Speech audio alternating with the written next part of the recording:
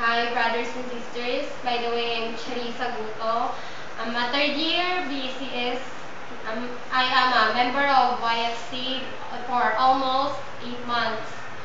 I joined YFC last February 6, 2009. This is the question for me. Who is Jesus Christ for me? Jesus Christ is my best friend. Why? I have many friends but wala talaga akong masasabi na as in totoong kaibigan para sa akin. Wala akong mapagsabihan ng kung yung mga bagay o mga sekreto na hindi ko pwedeng sabihin sa mga kaibigan ko kahit sa mga taong malalapit sa akin. Siya lang yung nakakaalam ng lahat-lahat sa mga problema ko, problema sa family, problema sa friends, problema sa kahit sa love life ko, siya lang yung nakakaalam. God, Jesus Christ,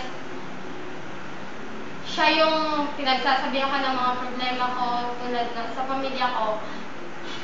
Makikita niyo ako, masaya ako, pero pag nag-iisa na ako, sobrang down. Siya yung pinagsasabihan ko ng mga bagay na siguro hindi ko talaga masasabi sa mga taong malalapit sa akin kasi nahihiya ako. Sa pamilya ko, may problema ako ngayon. Siya yung nakakaalam. Siya yung nagbibigay ng lakas ng loob para sa akin para ipagpatuloy kung ano yung dapat kong gawin. Si Jesus Christ siya yung absorber ko. Siya yung sobrang nagbibigay ng strength kahit na yung down na ako. Pag nagdarasal ako, siya yung sinasabihan ko para maging malakas yung loob ko at makayanan ko pa yung mga darating na problema. Alam ko na yung mga problema hindi nawawala. Kahit sa kaibigan ko may mga problema ako, but siguro yung masasabi ko pinaka-worst na problema is yung sa family ko.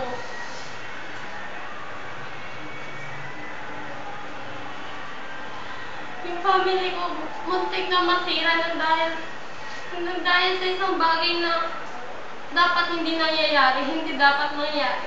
Pero kahit pigilan,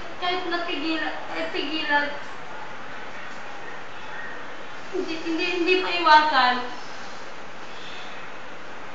But sabi ko sa sarili ko, okay lang yan, kaya ko to, nandyan siya palagi para sa akin, and alam ko na hindi niya ako pababayaan. So, brothers and sisters, keep on praying. Huwag kayong mawala ng pag-asa. Jesus Christ is always there for us. He loves us and we should trust Him. That's all.